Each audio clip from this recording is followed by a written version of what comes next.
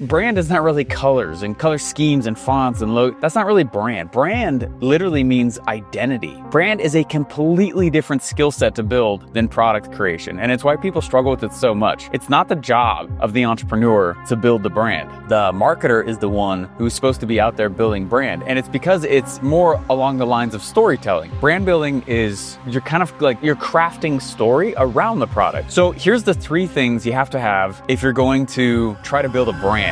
What's going on, killers? In this video, I'm going to teach you guys the 3 things that I do whenever I'm going to go build a brand, because a brand and a product, those are 2 totally different things to go build. Let's dive in.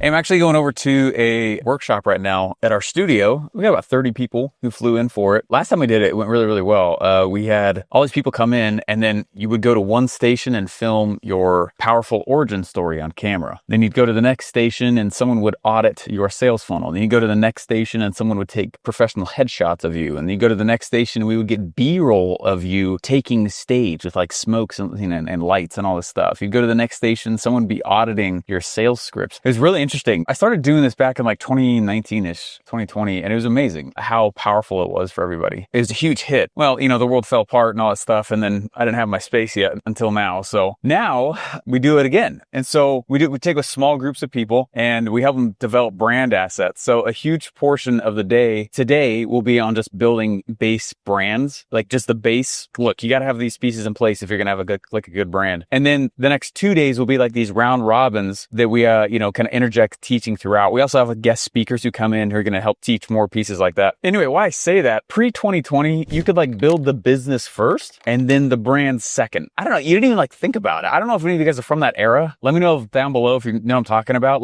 The most brand building you would do pre-2020 is you would have a logo, but that's not really brand. Brand is not really colors and color schemes and fonts and that's not really brand. Brand literally means identity. Brand is a completely different skill set to build than product creation. And it's why people struggle with it so much. It's not the job of the entrepreneur to build the brand.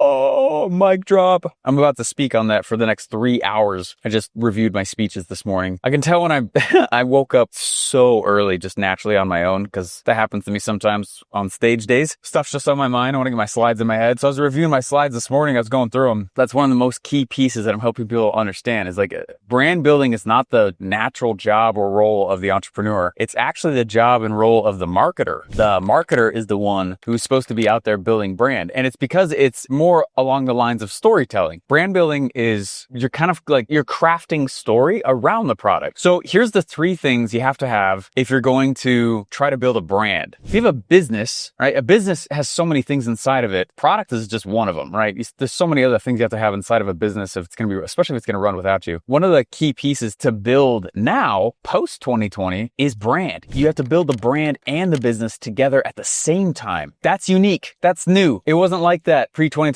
And the reason that this big shift happened is AI.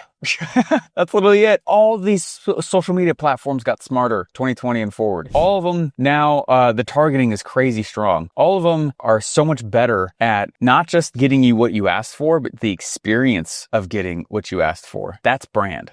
Here's the 3 things you have to have if you're going to build a powerful, rare brand. I spent a lot of time coming up with this formula and doing research, trying to figure out how to distill down just the basics of brand building. There's other things, but it came down to these core 3 things. So thing number 1, which you have to have if you're going to be a powerful brand, first thing you need to have is you need to have an emotional mission. A lot of people will be like, we're going out and solving this thing. It's not really a problem, right? What's the emotional mission that my company exists to be en route for? What's the journey that I see people getting out there and wanting to join on this mission? I'm going to go on this quest, right? What's the quest? A couple of years ago, I bought into a company that helped pharmacists generate their own clientele. And they would leave, Walgreens or the hospital or CVS or whatever, and they would get good at getting their own clients. What the actual product was, we would help people get de-prescribed from medication. I don't know if I'm saying that correctly. They get prescribed the medication in America, but then they just stay on it way too long because insurance wants to take the money, and we all love Western medicines. stupidness. So what our product was is we would help people get off their medication with cheek swabs. So the pharmacist would get cheek swabs and work direct with the customer. It's an awesome product, but it's not a brand. We ended up doing it with 300 pharmacists. We helped tons of people get off medications, and their DNA is what's signaling that they don't need the medication anymore. But no one wants to talk about that in America because they don't, they don't get the rebill. So that business is still running. It's awesome. I mostly sold out all my shares in it though. I stayed in it for a while. I got in there. The product was good, but it was lacking brand. So one of the first things that I did when I got in there is I worked on the brand. And the brand that I ended up coming up with, we didn't call ourselves this, but pharmacists, when they're going to, these guys have PhDs. They're so freaking smart. These are people who are literally taught their entire career how to get people off medicine. Yet in America, they never use it.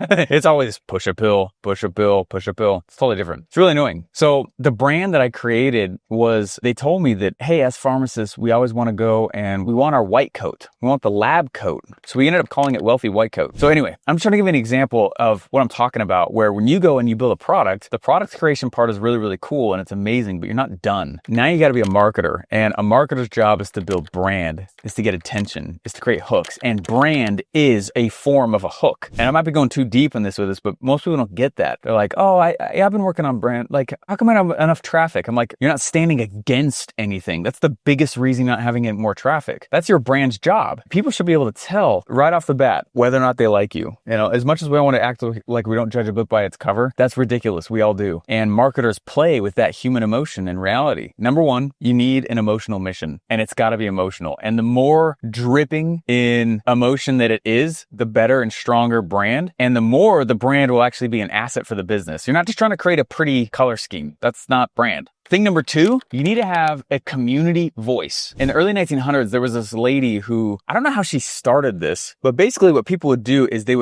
women would write into her. I think it was Dr. Jane's or something like that. I'm trying to remember what the name of the product was. Basically, the entire product line existed because women would write in about women's issues to her pre-internet, and she would handwrite letters back to anyone who wrote to her, but then they would also use the letters that people were writing in as the advertising. And so it was a situation where the ads were so effective for the community because the community was the ones who were making the ads without really realizing it. It's genius. The first time I ever learned this was actually from P.T. Barnum. Mid-1800s, Barnum did a stellar job at involving the audience in the product launch. They were always involved in the thing as it was coming out. And that's what I mean by community voice. You're not just giving a voice to the community, although that's part of what you are doing. You're arming them with certain pieces. It might sound super weird. I'm not trying to be weird when I say this, but this is just the reality. Like, you got to think about it like missionaries. Okay? That's how I think about it. Missionaries carry scripture. What's your brand's scripture? Think about it like that. Break it into the phrases there. I did this with a friend of mine about 10 years ago for a product. We wrote a manifesto. We created a slogan. I've done this for my own products many times. I create a set of rituals. Literally. I'm like, here's your daily ritual if you're in this community. Here's your weekly ritual. I call them daily, weeklies, and monthlies. And I wrote a manifesto, and I wrote slogans, and I shipped the things out. What you're doing is you're arming the missionary with scripture. You're giving the community more voice. And the more and more I've done this, the stronger the emotional bond is with whatever product you're selling. It's really fascinating. And notice that I'm not even talking about the product. These are things that we do around the product to make the product far more desirable and create bond, like this really strong bond with the product, right? And you start getting more and more like diehards, like, how dare you get out there and you make fun of this product? This product has changed my life. And you're like, man, I was the one who made the product, and I'm not even as passionate about it as that person. You know what I'm saying? Like, so it's really, really effective. This is very effective forms of marketing over the long term. What's hard about what I'm talking about is sometimes people be like, I don't get how that fills my wallet right now. And I get that. Think about brand building though as turning cold traffic into warm and turning warm traffic into hot. It's what warms up all forms of traffic and then keeps it warm post-purchase. So you're not done if they just buy from you, right? There's more things you got to do. So that's the second thing, community voice, right? Emotional mission, community voice. And the third thing that you need is a revenue engine. Brands that don't have revenue just like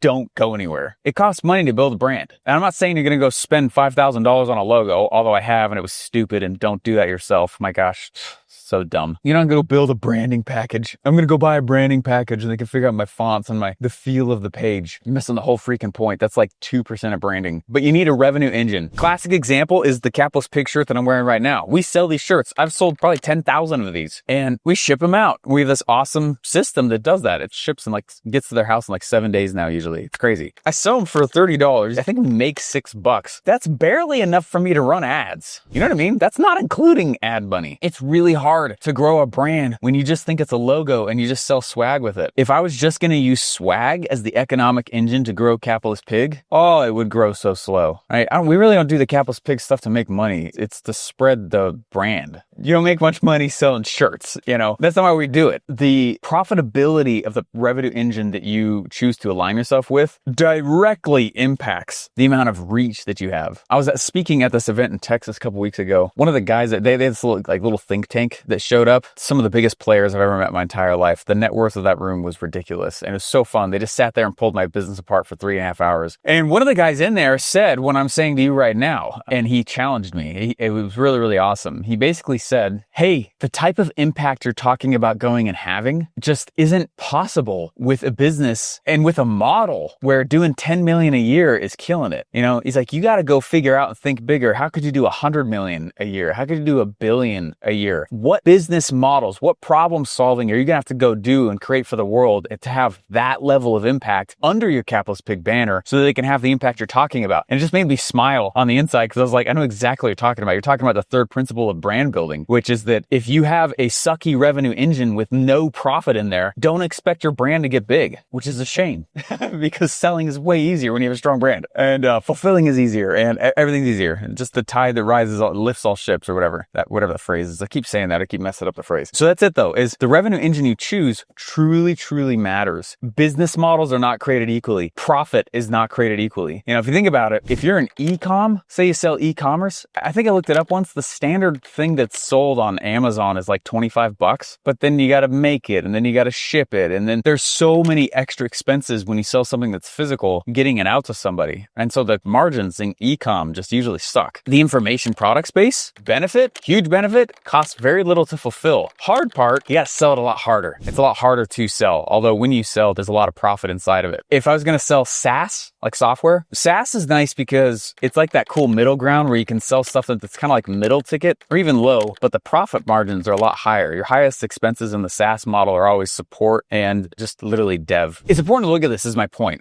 We go through tons of different models on this, but think about the model that you're choosing because you can take the same product, but deliver it in a different model. You might have to do a little changing and suddenly you have an amazing economic revenue engine that, you know, has this ability to grow the brand very, very quickly. You have to have a strong revenue engine. It's so funny, man. Every time I talk to someone, they're like, I can tell they have money false beliefs dripping from their eyeballs because they're like, I got this amazing product. And I'm like, cool, what's your revenue goal? It's like they apologize for their goal. And they're like, I'm just going to try to make $10,000 a month, which I know that's not that much, but it's enough for me and I don't need to be rich. And I'm like, you're not going to be a business owner. You got to be super freaking money focused if you're going to be a business owner. If you're ever going to leave the entrepreneur phase of business, which you should, that infancy stage where everything's sucking wind and you don't have any breathing room. Oh, that first part sucks, man. You got to get through that, but you don't get through it if you're like apologizing for wanting to make sales. So you got to be freaky money focused to go build something. Otherwise it just grows slow as molasses. And then every phase that you're going through takes forever to get through. So make money, get rich. Doesn't happen on accident. You got to be absolutely focused on it and very deliberate. If you guys like this, let me know. If you want me to go deeper into brand stuff, let me know. Subscribe. Let me know if there's anything else you want me to teach down below or more brand stuff. And I'll see you guys in the next one. Bye.